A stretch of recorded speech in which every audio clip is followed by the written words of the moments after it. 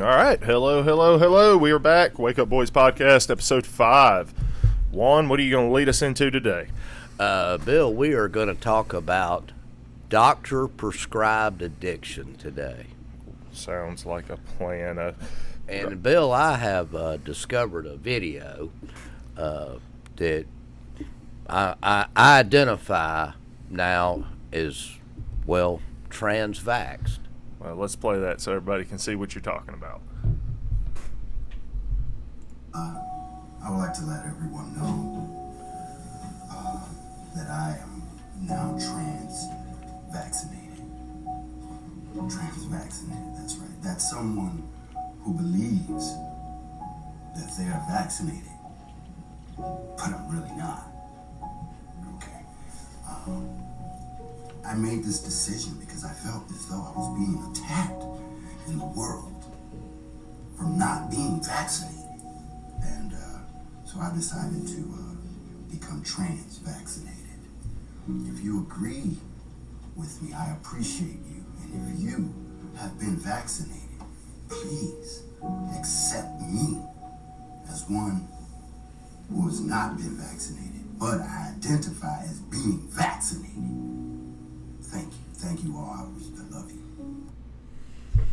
Bill, I couldn't have said it better myself. I like how he says, I love you all at the end of it. Well, he's a loving fellow. I don't know that gentleman. I would certainly like to, but I do not know that gentleman. No, that's kind of comical. Bill, unfortunately, we started out with a little humor for a reason, because this is not so humorous. What we got, Bill? So the first article that we wanted to start with this morning, this just goes back and kind of talks about the history, and you explained it a little bit better than me, but apparently we started Happy Pills back in the 50s. Bill, Friday night I was doing some research, and I remember as a kid hearing about Happy Pills. Right. And I'm like, okay, what exactly is a happy pill? What is considered a happy pill? And I really didn't start out to go down this road, but as I saw this and I went further into it, quite frankly, to make you weep, it's disturbing.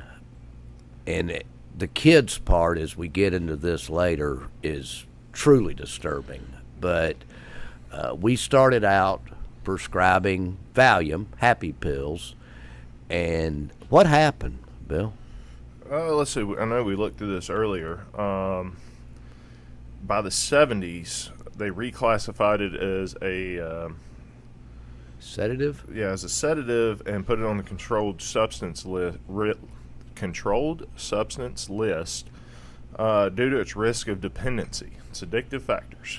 So, doctors have been prescribing medication to patients since the 50s that they may not have known the day they prescribed it was addictive, but a year later they did. And so, and I'm a little bit more forgiving of stuff we came up with in the 50s. You're talking 70 years ago. They didn't have the technology we have now. We didn't have the amount of information that we had now. So I kind of can say, okay, y'all came out with something, figured out that it was bad, but even in the 70s, they took measures to say, hey, this is bad, and stop it. Yes. We don't seem to take those measures anymore. I think they're going after them. So, knowingly, a doctor is giving somebody something that Prozac, Xanax, Adderall, very disturbing, Ritalin, these are all addictive drugs. And we know it. We know today the most addictive prescriptions. Just kind of run down the list, Bill. Well, obviously opioids. That's this is goodrx.com is where we're pulling this list off of. And number one on the list here is opioids. Everybody, if you've turned on the news in the past 5 years, you've heard of the opioid epidemic that we're having. Bill, I think we're using opioids as almost like a false flag. That let's throw all the attention of prescribed addiction over to opioids and kind of cover up anything on the list that's not opioids. Correct. Here, say that one for me. Benzopines. Benzopines. I can't talk. And there's your names for them that we know them by. Correct. Valium, Xanax, Klonopin. And stop right there a second, Bill. Folks, I hate to tell you, because this is what's so sick about this, is the doctor gave it to you, so it's okay. It's fine to take it. If you've been taking these drugs for, I don't know, a year, and there's an easy way to figure out if you're addicted. Stop taking them for 12, 18 hours. If you start to feel sick, if you start to sweat, you start to sneeze, almost flu-like symptoms, if these start to occur, the next time you see your doctor, thank him for being an addict. Right, because they led you right down that road. Keep going. We got stimulants. This is the one that really that got me, and we've got another graph we're going to pull up here in a minute and show people, but this is stimulants. It's your ADHD medication, Adderall, Ritalin, the two main ones. Bill, Ritalin is prescribed to children. So get the picture here. I want everybody to get this sick fucking picture, okay? We've prescribed this to a first grader. By the second grade, you got an addict on your hands. And it just drugs them out. Okay, now they'll sit in their chair and pay attention. Well, if you would engage these kids and teach a little better, they would pay attention. But at the end of the day, they're kids. Because a kid wants to play, that's what kids do. And the instant, let's just medicate them because that's just a pill and it's super simple and we're done with it. And, always we say on every show, follow the money. If we get little Susie and little Johnny on these at 6, 7 years old, they will literally be on something the rest of their lives. Nobody's coming to save you, people. You have to say no to prescription drugs. Nancy Reagan was right. Just say no. That's right. We're not talking about saying no to your neighborhood heroin dealer. We're talking about saying no to your doctor. In previous episodes, we talked about the mental issues that we're having in this country. And I've said before, a human brain is not fully developed until around 25 years old. They work, this is talking about these stimulants, they work by raising the levels of certain brain chemicals. So before your mind is ever developed, we're talking young children, they start fucking with it. They're playing with it. Let me tell you a little story, Bill. I graduated from Milton High School in Alpharetta, Georgia in 1984. And on any given day, you could have pulled into the parking lot of that school and you would have seen rifles and shotguns hanging on gun racks in the back of pickup trucks. Now, Alpharetta was rural and country. It was just starting to become a little bit of horse country back then. Bill, most of those guns were loaded. Most of those vehicles were unlocked. And those boys were going hunting after school. That's why the guns were there. And on occasion, fellas might knuck up a little bit. Might be a fisticuff, a little dust up out in the courtyard. Not one time did anybody go to a vehicle and get a gun out. Not one time. It was legal to bring your gun to school. What's happened to these kids since 1984? Right here's what's happened. Well, you go back and look, just on the happy pill side, the big changes were in the 70s and 80s. And look at what these drugs do to the mind. The only thing that's changed is medication and food. Now, well, this tells me a lot. I mean, every thing that you do with this brain, and then you say later in life that we have psychosis problems, people's psyche. Well, it's increasing because you're prescribing more than you did last year and more before the year before that. If you're sitting here looking and seeing that as the rate of prescription drugs to children has gone up, so has the rate of mental problems later in life. It's not hard to tie together. It's not hard to tie together. The hard part I think folks have is wrapping their heads around that they went to a doctor's office, got prescribed X, they went to the pharmacy and picked it up, and that made every bit of it okay. Folks, this shit ain't okay. No, not at all. And these, it's wild that you sent me this because I specifically, with no information in front of us, talked about this before and thinking it was a psych issue. And here it is. It is just straight up messes with brain chemistry, and it's highly addictive, and you're starting them out on it in grade school. Bill, every one of these kids that has shot up a school is on psych drugs. Every single one of them, or had been previously. Shantex, it's a drug to help you quit tobacco. And on their commercial, on your TV, it says if you have suicidal or homicidal thoughts, this is a medication to help you quit smoking. Okay, I quit smoking, but I killed some people.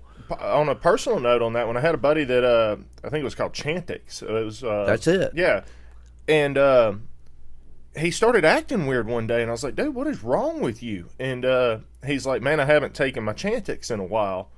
And I was like, "You're stop smoking medicine?" He said, "Yeah." And I said, "Well, what's that got to do anything?" He said, "If I stop taking it, it makes me feel like shit." It's called withdrawals, Bill. Right. And I'm just sitting there looking at him. I'm like, so you're taking this medicine that makes you feel like complete ass if you quit taking the medicine, not because you're nicking, but just because you quit taking the medication, and you're doing that to quit smoking? Yeah. I'm going to bring it up. I knew we were going to get into it a little later, but that's kind of getting into this. If you're fighting addiction, the only way that you're truly going to beat it without replacing it is you just got to quit. Bill, I'm certainly not going to tell you anything you don't know. Hey, I was drunk. I was alcoholic. Quart of liquor every day for, 8-10 years. But prior to that, I never touched alcohol that I did not abuse it. Every time I seen a bottle of liquor, 12-pack of beer, it was there for me to get messed up on. Let's have a party. And you reach a point in your addiction that you look in the mirror, you see this red-faced drunk that you were never going to be. You walk outside, it's 20 degrees, you go to do something and you're sweating profusely. There comes a time that you say, hey, I've had enough of this shit. And I knew that coming off of that alcohol was not going to be fun. That, like I say, you're going to be sick. But I also knew that if I went to some treatment facility and they prescribed me a drug to get off of alcohol, that I wasn't accomplishing anything. And, nobody's coming to save you, Bill. You got to save you. And I'm not saying there's not a place for treatment centers. The places that you go to, and every time you go in, you have to tell them you're a drug addict or an alcoholic. To me, that has a reverse psycho effect on you. Well, if I tell myself every day I'm an alcoholic, I'm a drug addict, then I might go be one. I do think God makes you a new man, and when you're done with it, you're not an addict anymore. You're a new person. Your thought process change, and to give someone some mind-altering drug to get them off of anything. You didn't beat anything. You just switched it. It's all about following the money again. Well, he's now addicted to Suboxone. That's better than heroin. Is it? I don't know. And you're paying Big Pharma instead of the street dealer. It's all back to the money again. Folks, we got to stop the flow of money. And the way we stop the flow of money is we save ourselves. We take responsibility for our own selves. No drug, no doctor, none of that's gonna save you. You've got to beat it. And we're going to come back to this one when we switch over to another article in a minute. You want to keep going down this list? Yeah, let's run down the list. So if you're taking any of this stuff that was prescribed by your doctor, and then he identifies with you, yeah, you're addicted to it, but I'm going to give you this to get off of it. No, you're not. Sleep medication is one that sticks out to me here. Because we hear a lot of people, Ambien. Ambien's a huge one. I know a ton of people on Ambien. And, if you look up Ambien, it clearly says this is intended for no more than like 2 weeks use. You know people that's been on it 5-10 years. Oh, and cannot sleep without it. I'm just won't. Which that's another one that our little green plant could probably take care of pretty simply. It'll relax you. It'll hormone. Oh, this is a good one. Medications for hormone replacement, such as injectable testosterone. So this goes back to the food that we eat, the medications that we take. We've talked about that previously and how it drives down your testosterone. Let's cause a problem and sell you the solution. The further down this rabbit hole you go, the sicker it gets. It's starting to make a whole lot more sense to me in a video we watched in a previous episode, too. It goes back to everybody being on TV telling you that you were going to be okay if you got the COVID vaccine. You remember that video? Yeah, these same people. Well, Bill Gates. Yeah, they make this stuff, too, Bill. Well, in Bill Gates, isn't he the one that invented the antivirus for your computer, right? He did. But didn't he also invent the virus that you needed the antivirus for? Ain't old Bill smart. Let's create a problem and sell you the solution. And then he's up there pushing the vaccine with Big Pharma. They kind of went off his philosophy. Let's cause a problem and sell you a solution. Bill, I'm curious. What sources are available to help with addiction? It's down there. Oh, okay. Here we go. What do you see? It's important to seek help. Mental Health Services Administration. Opioid treatment programs. Let's see what they say about it. Let's click on it.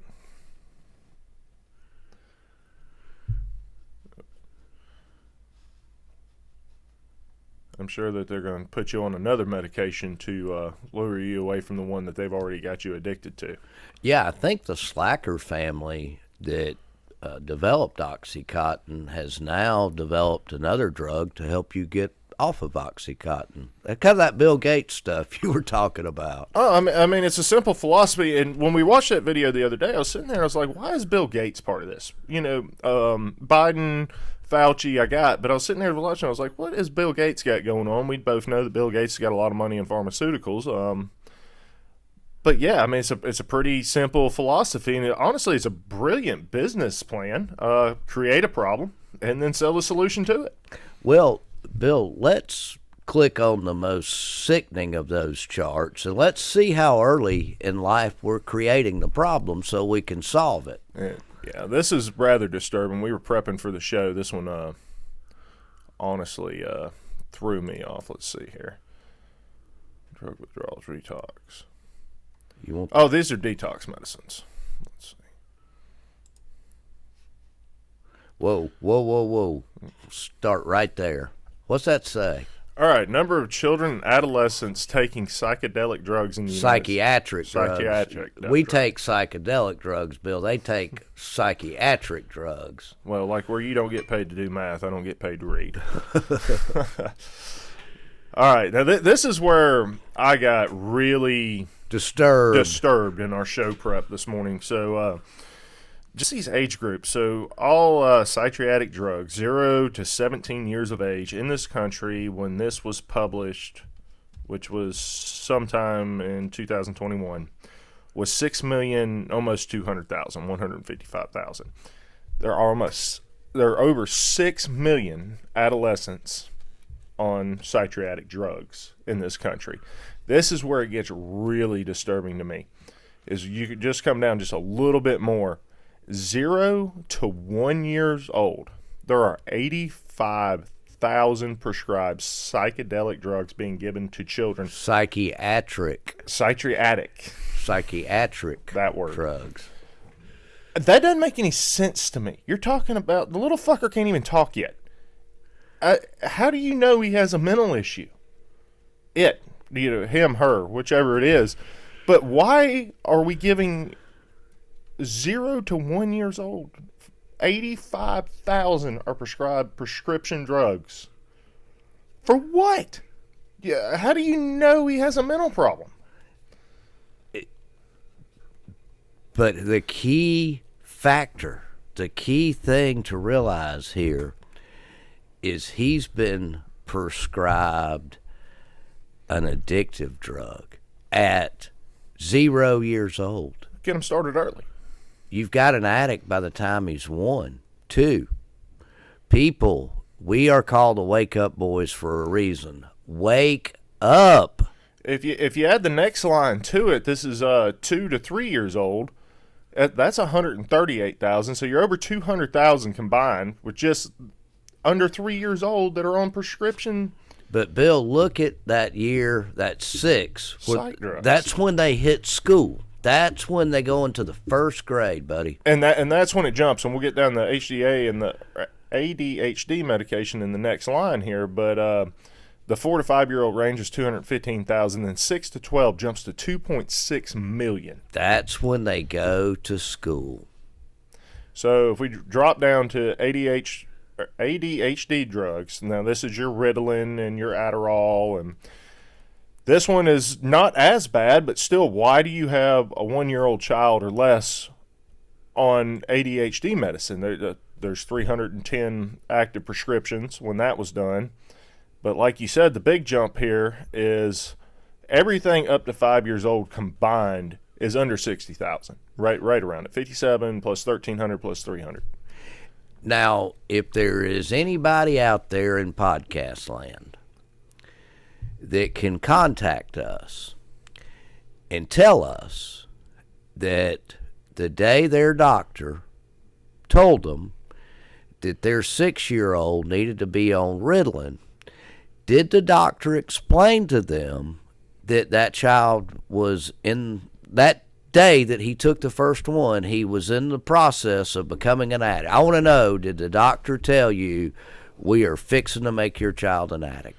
And along with that, if there's anybody out there that has a child under the age of 3 that has been put on any of these medications, I'd like to know why. So that's the crew at wakeupboys.com.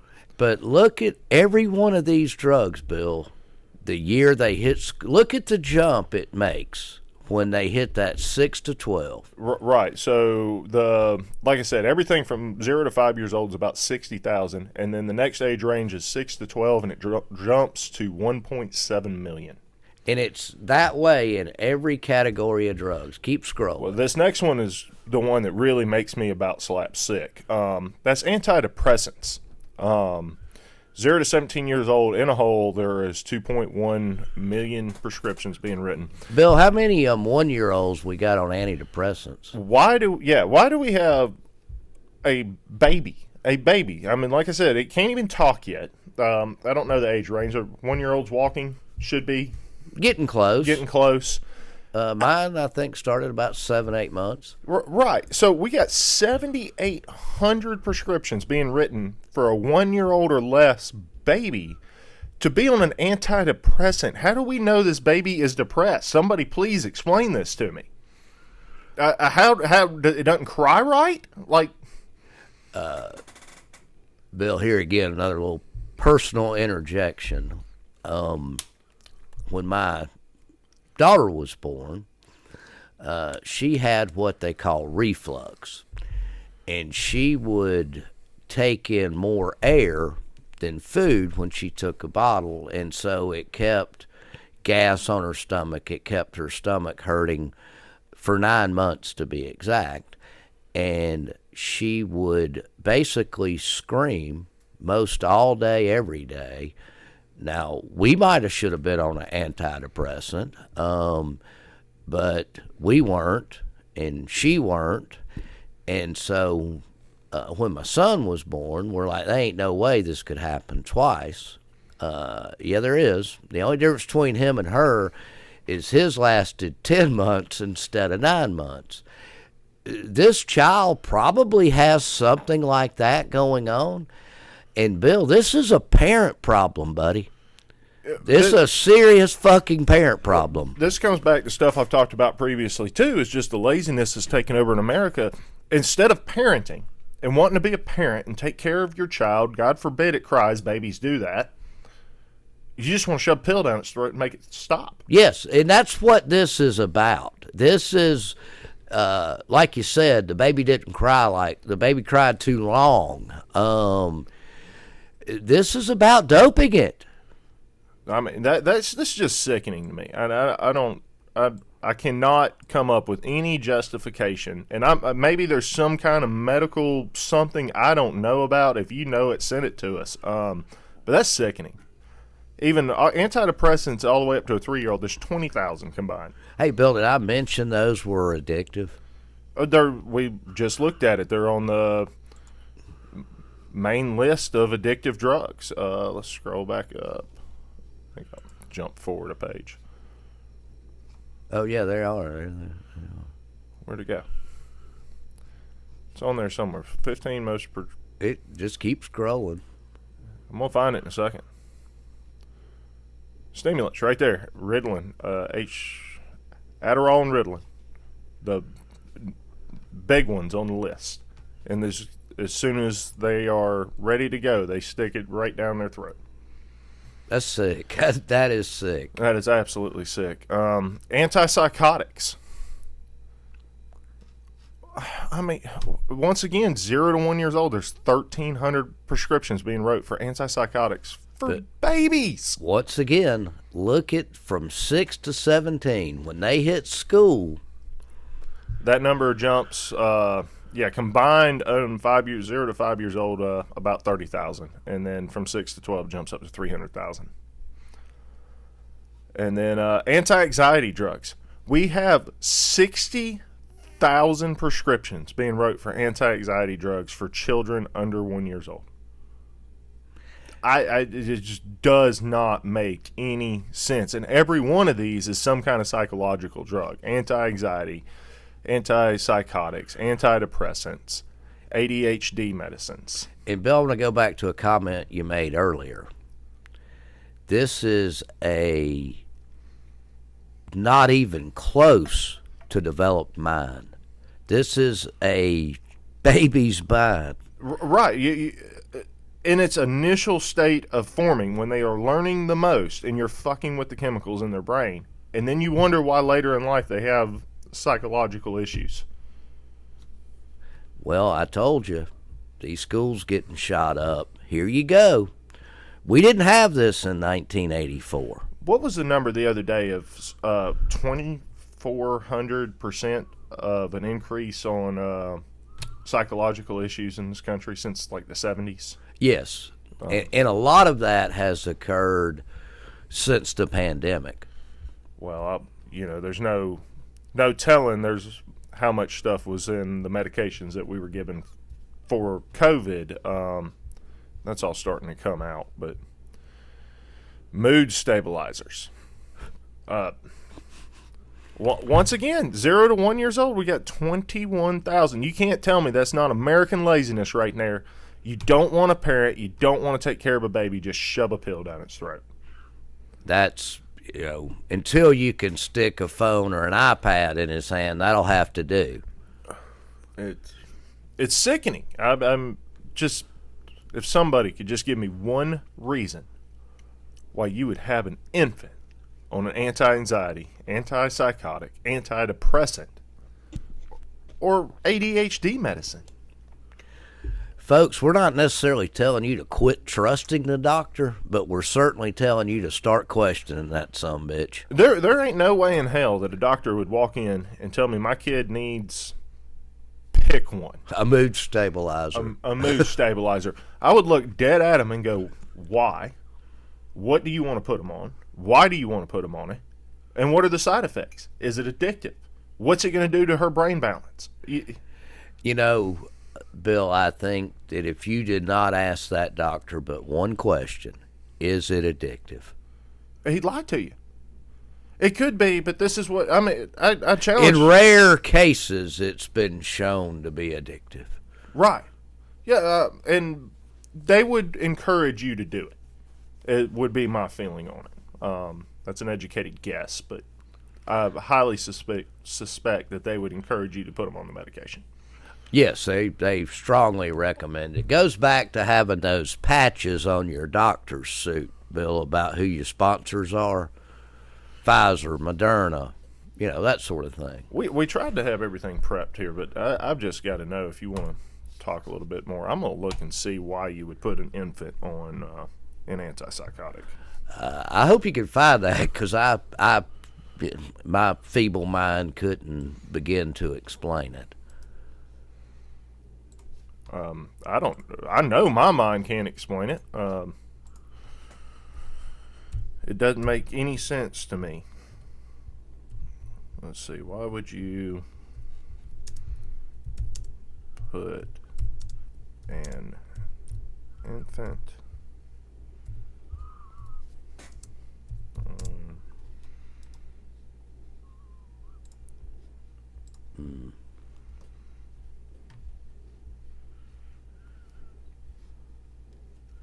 antipsychotics for children? That looks interesting.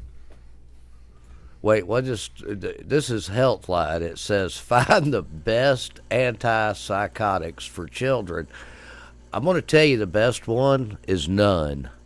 It's not. And then I don't understand, too, and I guess it comes back to just laziness in this country, but at what point did we lose track that a kid is a kid? They're meant to run around and scream and make noise and play and not sit still in a classroom for 8 hours a day. Well, I don't argue the fact that there's probably some laziness and parenting going on, but I think the big part, Bill, is they've perpetrated a fraud. The parents trust these doctors, and these doctors say, hey, your child needs to be on this or that, and they cannot conceive in their mind that they're looking at their child as a customer. No, because you're going to any person that goes to a doctor thinks they're going there for help. And I'm not saying there aren't good doctors out there that are helping them. This is not an attack on doctors. This is an attack on pharmaceuticals. But well, the doctor is unfortunately the pusher, Bill. He's your new street dealer. We've established that. But I don't think every doctor that you walked into would put a 1-year-old on an antipsychotic or an ADHD medicine. Or I know there was one point in my life before I really started looking at it that I went to my doctor and I had some buddies. You might remember when they came out with a weight loss pill that was pretty much, it was crack. But hey, you lost weight, and you lost weight really fast. And I asked my doctor for him, and he told me no. He said he would not prescribe them. He knew the drug I was talking about, and Slap told me no. He said, if you want to lose weight, you're going to go exercise. Imagine that. Diet and exercise. I've got a pretty decent general practitioner. He's very straight up. And a lot of these conditions, Bill, diet and exercise will, if you're pumping that kid full of sugar all day and you got him on this, what do you expect? What'd you find? Well, the headline on this one caught my attention. It says, babies on antipsychotics. Why would anyone put a baby on antipsychotic medications? Hey, that's the question I'm asking, so I'm just kind of reading through it at the moment. Are you getting an answer? I bet this would be a hard one for anybody to answer. I mean, if they had to give you a dead up reason why, I don't think they could do it. Did you read that? Prozac sleeping pills. That's New York Times. I bet that'll make you have some troublous dreams. By the time he was 3 years old, the kid had been diagnosed with autism, bipolar disorder. Hyperactivity. He's 3. He's supposed to be hyper. He's a damn kid. I don't understand when that became a problem. He was put on an antipsychotic, an antidepressant, and 2 sleeping medications. This is insane. Fast forward to the present, you'll meet a very different kid. Kyle is 6, first grade, doing very well in school. He's off the drugs. As it turns out, never should have been on. So they're saying that they've taken him off all of the medications except something for ADD, which he shouldn't be on either. And but the last line of that sentence right there says he should have never been on those drugs in the first place. Imagine that. I mean, and y'all, if you're just listening and not watching, I am digging over here, and what I have put in is, why would you put a baby on antipsychotics? I've got one story. Everything else is what to know about it. Like, there's no information. There's no definitive reason of why you would put a baby on an antipsychotic medication. And once again, all this stuff comes back to affecting the chemicals in their brain. That's how these drugs work. And you're doing this to a developing brain at its most fragile point of life. For profit. All for profit. There is no other reason. If anybody has it, please send it to us. I would love to know why you would ever put an infant on an antipsychotic. That's, like I say, the further down this rabbit hole you go, the sicker it gets. And like I say, you know, there's been a lot of talk about the opioid problem. And for lack of a better way to say it, it's almost like a false flag, so we don't talk about any of this other stuff. Well, and I think they're pushing that one because folks are ODing and dying, obviously. But is this worse? Is what you're doing to these children's brains before they even get later in life, is that, I hate to say it, but is that worse than a few people ODing? And you've made them dependent. That's the whole sickness of this, is you have literally 3, 4, 5, 6-year-old drug addicts. And you've made them accustomed too. So not only that, but this child's been on medication his whole life, turns 18, goes off to college. You think he's just going to stop taking his medicine? Hell no, he's going to go see another doctor, probably a psychologist too, that's going to put him on something else. Hey, you need this one. It's just all this revolving circle of what's the next drug we're going to put you on. Yeah, by the time he's 12, he already knows. He can tell the doctor. More than likely. Probably knows, can pronounce more of these pharmaceutical drugs than I can. And that's another thing. Why the wild names? Why the names that you can't pronounce? That I don't know. I know back in 1984, nobody went to the medicine cabinet to get high. And, if you got high, more than likely the first time you got high was either on alcohol or marijuana. You didn't go to the prescription cabinet to get high. Today, they call marijuana the gateway drug. Ain't that some bullshit? Because we see at 3, 4, 5, 6 years old, we done got them on a drug. I think your gateway drug is Ritalin. Your gateway drug is Ritalin. And so, even, and here's what happens. I unfortunately know from firsthand experience, but the kid that's on Adderall, he shares that with his friends. And they crush those pills up and snort them. You cannot tell me that, and I'm saying 100%, here again, prove me wrong, I want you to.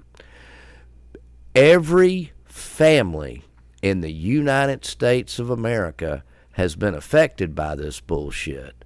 It may be a cousin, it may be an aunt, it may be an uncle, but somebody in your family has fell victim to this. Could be your mom, could be your dad, could be your brother, could be your sister. This shit has touched every single family in America. I guarantee it.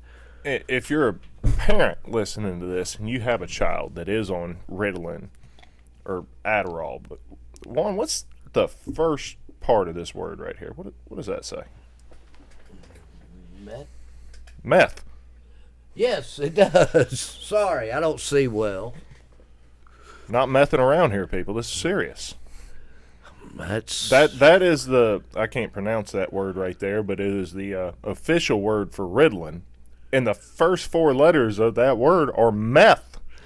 Adderall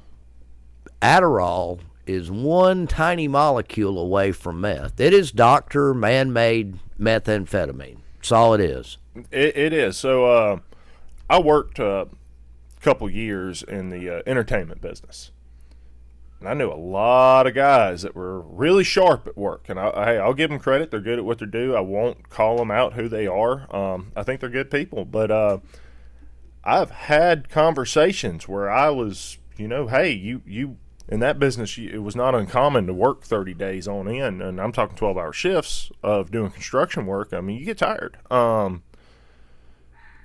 would come to me and go, hey, man, do you need a pick-me-up? Are you on... What are you taking? I was like, what are you talking about? You're not on Adderall? They almost look at you strange. What do you mean you're not on Adderall? Make you sharp between the ears, buddy. Make you smarter out here. Make you move faster. Yeah, maybe. For a while.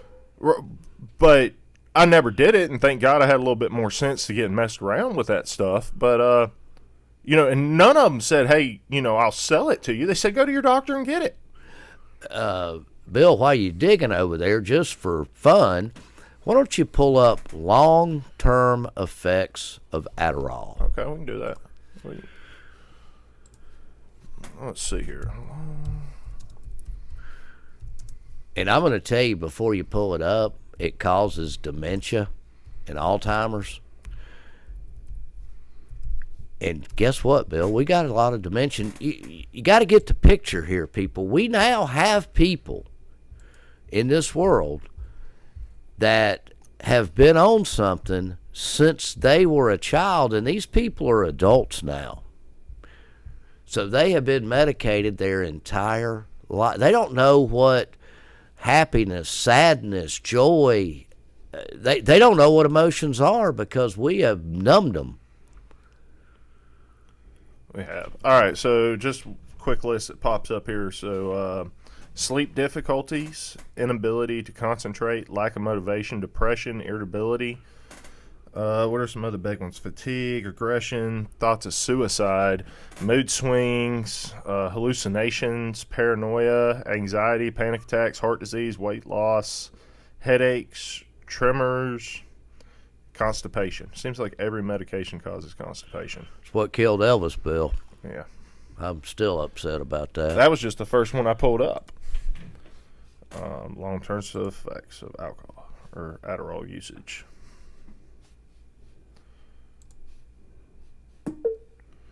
Prescribed drugs in the United States. Most commonly prescribed drug in the United States is 40 Adderall. million Prescriptions were written every year for Adderall.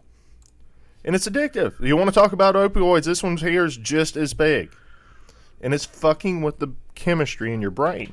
And these side effects are all brain stuff. Depression, paranoia, insomnia, mood swings. That's all because you fuck with your brain.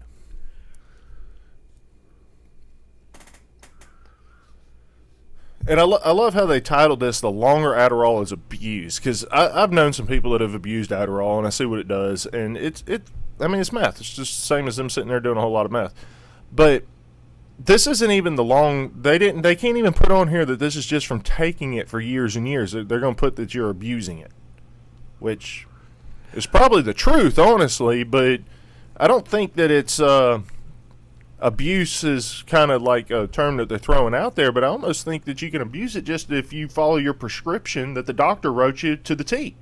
No. And, when a friend of mine looks me in the eye and says, Juan, I was taking my 30 days worth of the opioids in 2 weeks, and I was going back to the doctor, and they were refilling it for me, instead of that doctor saying, holy shit, you took a month's worth in 2 weeks, we got a problem we need to start dealing with, they refill it.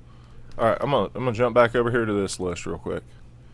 Obviously, we know that Adderall is listed as one of the most addictive stimulants, and then we'll jump over to our list of where's my numbers list? Here we go. ADHD medicine. We have a total of 3.1 million prescriptions written for under 0 to 17. 0 to 17, and then where's this? Right here. Adderall might inhibit growth for children and teens, which can cause long-term side effects. So they're telling you the information's out there, but I guarantee you 99.9% of these parents that walk in this doctor's office, the doctor says give this Adderall Ritalin to your kid, have never seen these words. No, and I guarantee you they were not told this. I'm going to go a step further than them being told this. Why the fuck did the parents not look before they just said, okay, let's give this to our kid? Bill, if I'm going to put it in me, I'm going to know what I'm putting in me. I'm going to take it a step further than that. I would look more at what I was giving my children than what I would giving myself. Absolutely you would. It's your responsibility to do that. I just do not understand it. Addiction. And addiction. Their number 4 top problems with this right here is heart problems, being addictive and messing with them growing. Addictive. Some users help Adderall by adults causes a buildup in the central. Listen to this. Prolonged use of Adderall can cause a buildup of central nervous system Toxicity. Yeah, toxicity. It's toxic to you, people. Adverse psychological and eventually psychosis and schizophrenia like. I want a dose of that, man, don't you? What have I been saying this whole time about these drugs causing the mental issues that we have today? And you just read it. What did I tell you about school shooters today, Bill? Them trucks at Milton High School in 1984 that had guns in them did not have kids on this shit right here. Well, I'm obviously a lot, still pretty young, but I went to a private school for middle school, so we were a little bit before the strictness of public school rules. But even at my private school, you could do the same thing. You walk down to the student parking for the high school, there were gun racks, there were guns. We never had a shooting. We had fist fights. We didn't have a shooting. Never had a shooting. Never did. And one thing I wanted to touch on that earlier when you were talking about that, did they let y'all finish the fight when you were in school? Generally, they let you finish the fight. I don't agree with that. Quit breaking them up. If they were already swinging, they're already getting suspended, let them finish. As long as nobody's getting the absolute crap beat out of them, let them finish it, because all you're doing by breaking it up is making them want to go back at each other. Well, Bill, there was a high possibility back in 1984 that neither one of them got suspended. But certainly the one that did not initiate, the one that defended himself, was never suspended. That was a big difference. Like I said, I went to private school. Private school, you got in a fight, you got a 3-day suspension. Public school, you got in a fight, you were gone for 2 weeks. If you got in 2 fights, you were expelled. Wow. No, we didn't have measures in place like that back then, Bill. And, I'd have to ask him in person, but I'm pretty sure that when Dad was in school, literally going to the gym and putting the gloves on was an option. Yes. And I don't disagree with that. I think that's great. Bill, when I was in school, sometimes you were required to go to the gym and bend over and grab your ankles, and you got your ass paddled for something you had done. I bet you got your ass whooped when you got home, too. You got your ass whooped twice that day, Bill. Today, when little Susie or little Johnny get in trouble in school, instead of getting an ass whooping again when they get home, Mom and Dad run up to the school and accuse the school of they did something. It's unbelievable, but guys, this is it. This is why we're where we're at today. Yeah, bad food's a part of it, but this is it. 74% of the population is medicated, Bill, with some bad shit. I'm still mind struck at what we're doing to our children. It makes absolutely no sense. It's sickening. You're fucking them up from the get-go, and the doctors are just pushing it. Nobody is doing anything. Nobody's really talking about it. They're not. Opioids, yeah, we're seeing that, and I think you're right. I almost think it's a false flag. It's look over here so we can run everything else by you. Yes. Because we go back to this list of the most addictive. Yeah, opioids, number one. It's up here, but nobody's talking about the benzos. Nobody's talking about whatever that one barbiturates. is. That one. Nobody's talking about stimulants. And that's just to name a few. And these are all highly addictive medications we're starting our children on as soon as they're freaking born. And then we've got a psych issue in this country. Well, no shit, you're fucking with their brains from the get-go. Well, when you get to the psychosis part of Adderall, that means then we get to supply you with a psych drug. It don't stop, Bill. It's a never-ending door. Yes, it just keeps going, and all for the sake of $1 fucking bill. Right, and then the side effects. Diarrhea. I know damn good and well they make medication to treat diarrhea, dizziness, dry mouth, fever, headache, insomnia. We'll give you a sleeping pill. I'm sure that they'll got a medication for dry mouth, antipsychotic for your mood swings, nausea. There's medication for nausea. So we're going to get you addicted from the moment you're born. We're going to fuck with your brain. That's going to put you on a psych medicine. That's going to cause 8 different side effects. And then we're going to sell you a medication for whatever side effects hurting you the worst this week. I mean, Bill, if Ray Charles can't see what's going on here, I don't know. This is sick, and it just keeps going and going and going. And the only person that can stop it is you. And I'm going to say it again, it's like a broken record over here, but this is the American laziness. Nobody will take the time to look and see what you're doing to your damn kids. I'm that's why loss. We're here, Bill. We're here to help them wake up. God, they need to. Let's see. We had another video to go out on here today. We want to end on a little humorous note, ladies and gentlemen. Yeah, maybe something as sickening as this just made me. Maybe this will bring a little cheer back to it. But let me. Going back to our friends at Krispy Kreme. Free donut every day if you show that you vaccinated. Forget the COVID. We just gonna give you the diabetes. Show us you done took the shot, and we'll give you the diabetes every day. Have you ever had Krispy Kreme? It's enough sugar in one donut to feed a whole city. That's just it. When they'll give you one every day. You eat that every day, your foot gonna fall right off. Get the vaccine, you're gonna need an insulin shot and a prosthetic ankle. Yeah, they're making money for everybody around. You're gonna get the diabetes today, and your foot's gonna fall right off. And then prosthetics, I think, run about $10,000 a piece. So everybody's getting paid. You know, here again, I do not know that gentleman. I would certainly like to, but he, in a funny way, is telling you the truth.